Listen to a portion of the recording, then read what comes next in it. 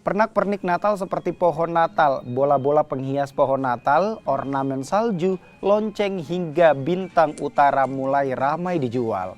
Layanan pesan hingga diskon mencapai 70% diberikan pada pelanggan di momen Natal tahun ini. Penjualan pernak-pernik Natal pun cenderung meningkat seiring dekatnya Hari Raya umat Kristiani tersebut. Menyambut Natal di Skandia Nipa sendiri itu sudah siapkan berbagai macam promo.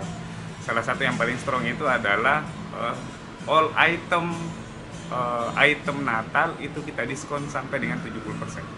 70% real. Apa saja itu yang didiskon? Jadi ada pohon Natal, ada aksesoris Natal seperti ini yang ada di pajangan-pajangan sini.